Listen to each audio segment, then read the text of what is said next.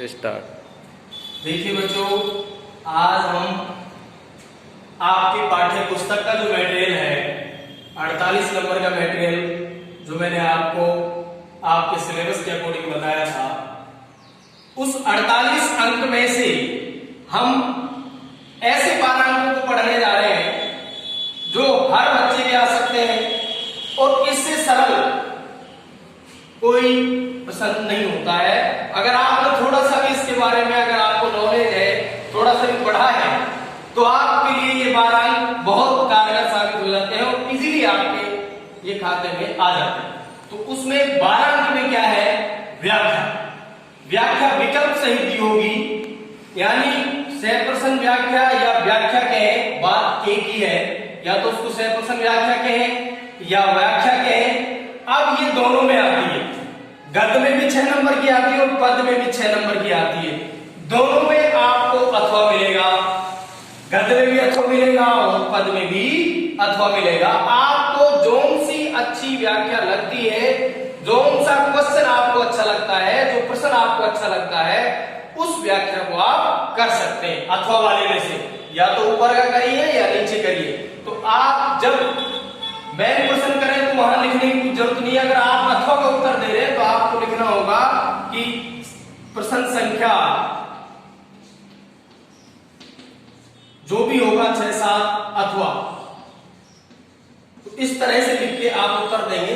अब मैं आपको व्याख्या के बारे में बताता हूं कि व्याख्या कैसे करनी है और उसको हम कैसे लिखेंगे। व्याख्या में गद्य की व्याख्या की बात करते हैं, ये निश्चित है 100% 100% है कि जो गद्य की व्याख्या आएगी वो आपके पाठ्य पुस्तक से ही आएगी, बाहर से नहीं आएगी। तो किसी न किसी पाठ का कोई गद्यांश आपके यहां लिखा हुआ होगा, उसको आपको पढ़ना है। एक बार पढ़ सकते हो आप, 2 बार पढ़ सकते हो, 3 बार पढ़ सकते हो।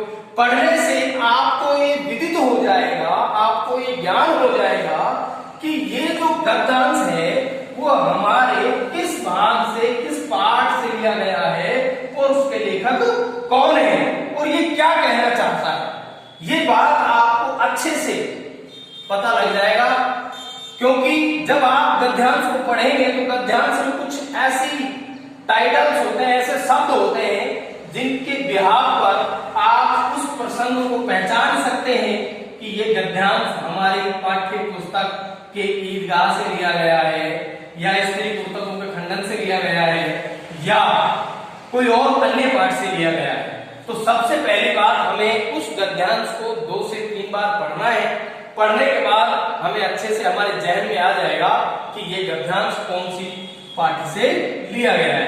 अब देखिए, गद्यांश हमेशा, गद्यांश में आपको उस प्रसंग के लिए जब उसको करेंगे, जब आप उसका हल करेंगे, तो उसके 3 टॉपिक होते हैं। व्याख्या के कितने टॉपिक होते हैं? 3 टॉपिक होते हैं और तीनों ही अपने आप में इंपॉर्टेंट होते हैं। तीनों के अंक विभाजन हुए होते हैं। सबसे पहले लिखना है हमने प्रसंग। क्या लिखना है बच्चों? प्रसंग। प्रसंग में क्या लिखना है ये देखें आप, इसको हम संदर्भ भी कहते हैं। क्या कहते हैं? संदर्भ भी कहते हैं। संदर्भ भी लिख सकते हैं। संदर्भ में क्या लिखना है आपको? संदर्भ में आपको लिखना है जिस पाठ से वो गद्यांश लिया गया है, उस पाठ का नाम, लेखक का नाम और वो इस पाठ के माध्यम से क्या कहना चाहता है। 3 चीजें ध्यान रखना, लेखक, पाठ का नाम, लेखक का नाम और वो पाठ के माध्यम से, उस गद्यांश के माध्यम से क्या कहना चाहता है या पाठ के माध्यम से क्या कहना चाहता है। 3 चीजों को हम किसमें डालेंगे? प्रश्न में डालेंगे। जैसे मैं आपको एक एग्जांपल देता हूं, एग्जांपल देखिए आप। यहां मानो थोड़ी देर मान लिया जाए कि यहाँ ये गद्यांश जो प्रश्न से प्रश्न व्याख्या ये ईदगाह नाम से आई है। ईदगाह नामक पाठ से ली गई है, जिसके लेखक कौन है? मुंशी प्रेमचंद है। और ये बाल मनोवैज्ञानिक कहानी है। तो उसमें बाल मनोविज्ञान अर्थात मुंशी प्रेमचंद ने बालक की अंतर्दशा, बालक की मनोदशा के बारे में बताया है कि बालक, छोटा सा बालक बड़ों जैसी समझदारी कैसे दिखाता है। उसके इर्द पूरी हामिद उसमें पात्र है, हामिद बालक के पात्र के आगे पीछे पूरी कहानी घूमती है और उसमें उसी बात का जिक्र किया गया है, उसी बात का बताया गया है। तो हम उसमें ये बात तो हो गई हमारी किसकी, अगर हम जैसे मान लो प्रसंग लिखेंगे इसके लिए तो कैसे लिखेंगे, ये हमारी पाठ्य पुस्तक क्षितिज के ईदगाह नामक पाठ से ये गद्यांश लिया गया है, जिसका लेखक कौन है, मुंशी प्रेमचंद है, और उन्होंने ये बाल मनोवैज्ञानिक कहानी है। उन्होंने एक छोटे से बालक हामिद में बड़ों जैसी समझदारी के बारे में इस पाठ की व्याख्या की है। तो ये व्याख्या की है, इसको हम बनाएंगे प्रसंग। अब बात करते हैं हम व्याख्या की, व्याख्या कैसे करेंगे। तो व्याख्या में हमको उसी बात को, उसी गद्यांश को ढंग से पढ़ना है, और उस गद्यांश में जो घटना प्रस्तुत की है उस घटना को अच्छे से सरल शब्दों में यहाँ व्याख्यात करना है, उसको बढ़ा चढ़ाकर यहाँ लिखना है। ये हो गई आपकी व्याख्या। अगली बात करते हैं हम विशेष की। विशेष में आपको क्या लिखना है कि अगर उसने कोई भाषा प्रयुक्त की है तो कोई ना कोई लेखक कोई ना कोई भाषा प्रयुक्त अवश्य करता है, क्योंकि हिंदी एक भाषा है, उसकी सम भाषाएं, जैसे भाषा सरल सुबोध है, तो यहाँ मुंशी प्रेमचंद की भाषा सरल सुबोध है, मुहावरेदार है, और सरल शब्दों का प्रयोग किया गया है, जो शब्द पाठक की समझ में आसानी से आ जाते हैं।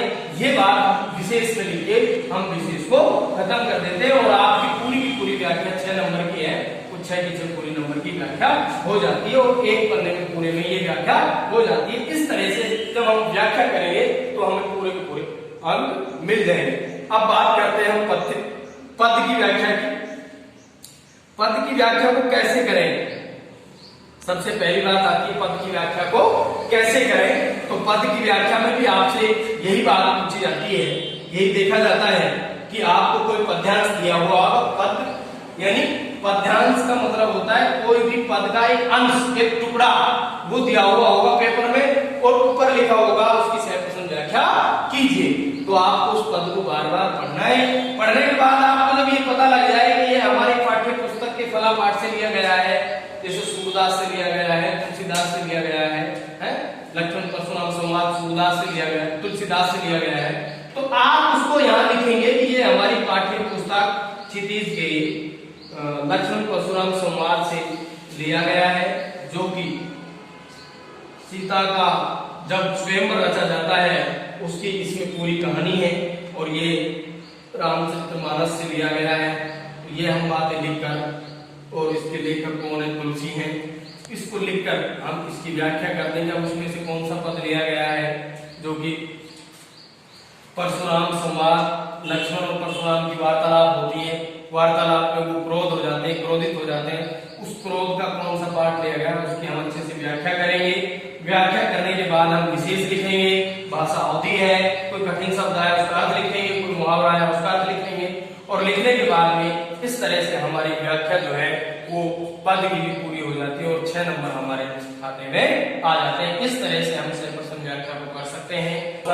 12 नंबर का आपके पाठ्यक्रम में सबसे सरल ये व्याख्या, दोनों व्याख्याओं को करने पे आपको 12 में से 10 तो आपके संभावित नंबर आ ही जाते हैं, और 10 नंबर ऐसे समझो जैसे समुद्र में जिंदगी का सहारा फेल होने वाले स्टूडेंट जिनको नहीं आता है उनके लिए 10 नंबर बहुत बड़ी चीज है, और जिनको डिक्टेशन लगने वाली है उनके लिए भी 10 नंबर बहुत बड़ी चीज है, क्योंकि पाठ्यक्रम 48 नंबर का बहुत बड़ा हिस्सा 12 नंबर का आता है, और उसी तरह से हम इनको कर लेंगे। Okay, thank you. बाकी